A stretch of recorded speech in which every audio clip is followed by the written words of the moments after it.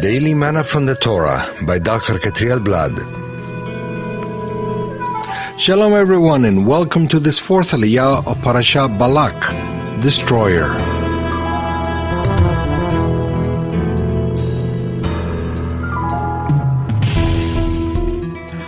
We find this Aliyah in the book of Numbers, chapter 22, verse 39 to chapter 23, verse 12. Today's study will be covering in verse 9 of chapter 23. From the rocky peaks I see them, from the heights I view them. I see a people who live apart and do not consider themselves one of the nations. Who wants to eliminate the difference between Jewish and Gentile? When our father Abraham left Ur of the Chaldeans, he backed away from the pagan system of this world. In that moment, he became the first Hebrew, from the root avar, to cross to the other side. Everyone was on one side and Abraham was on the other side. He rejected polytheism and got the mission of spreading the faith in only one God who exists, so that everyone has the opportunity to come from their evil ways and serve that only one. Abraham won many people for his faith, and after many years he received a circumcision as a sign of the covenant established between the Eternal and his descendants forever. Abraham lived serving the Eternal, being uncircumcised until he was 99 years old. Then he lived another 76 years serving the Eternal as a circumcised man. This teaches us that there will be more uncircumcised sons of Abraham than circumcised ones. Abraham was chosen to be the father of the uncircumcised who follow his faith as uncircumcised. He was also chosen to be the father of the circumcised ones who follow his faith in his circumcised state, Romans 4. In that way, all those who are sons and daughters of Abraham are in the category of those who have passed from the world system to the other side. Both groups are set apart, sacred, and all of them take part in the inheritance of blessings promised to Abraham our father for all his descendants. The people of the covenant are separated from the other nations. Bil'am prophetically says that it is a nation that lives apart. The Hebrew word translated as live apart is levadad.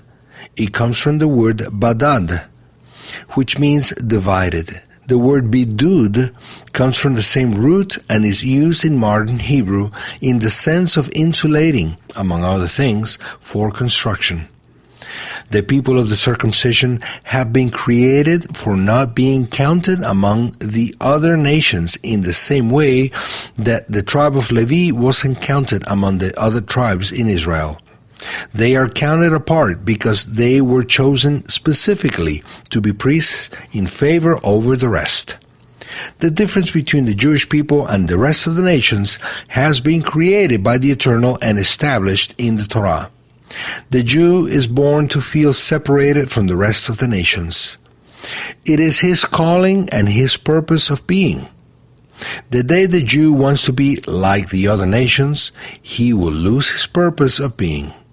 The identity of being a different people is so strong in the Jew that any doctrine or practice that makes an attempt against it is immediately rejected and considered a threat against the chosen people's survival. The secular movement among modern Jews, in which the non-religious Zionist movement is included, is one of the most considerable threats against not only Jewish identity, but also against the very existence of the sacred people. When the Jew wants to be like the other nations, rejecting his religious and cultural heritage, he is threatening his own existence and the one of his people.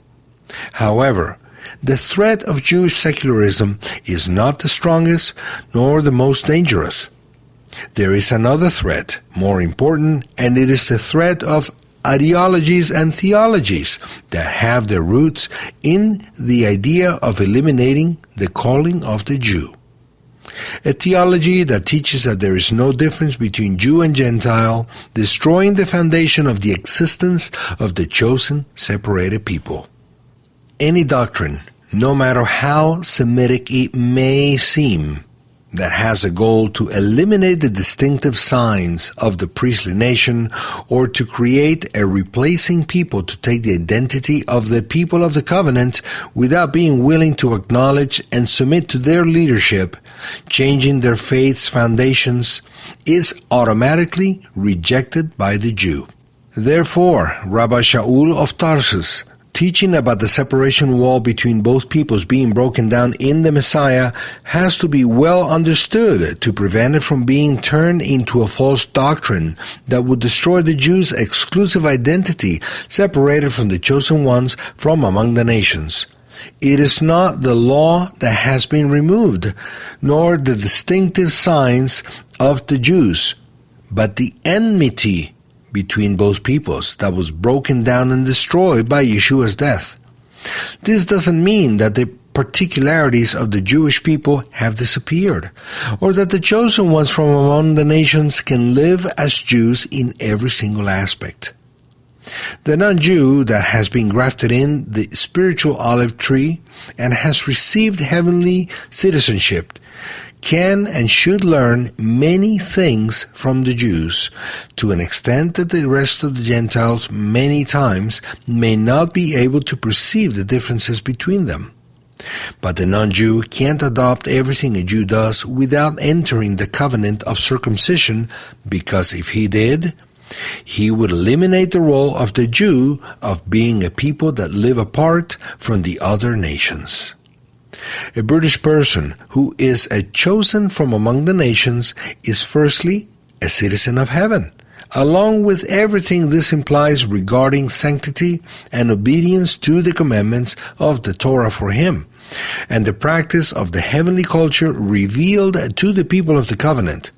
Secondly, he is a citizen of Britain, which was created by the Eternal with a purpose in this world.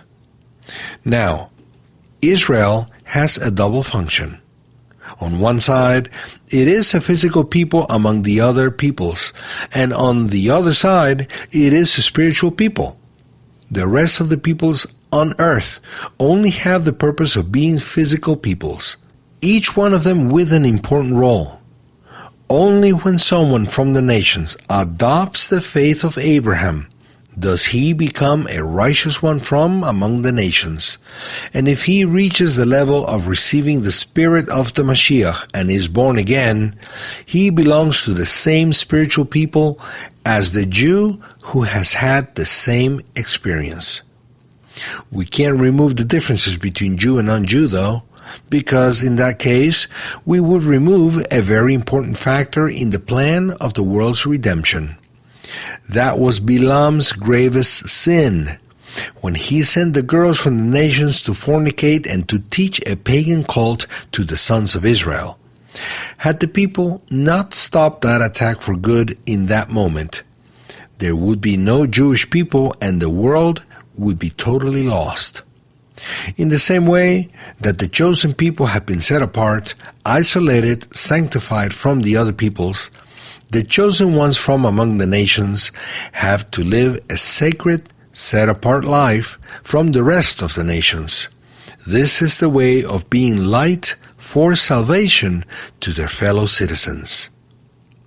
May the Eternal help us not to behave like those who are not sons of Abraham. Blessings and Shalom.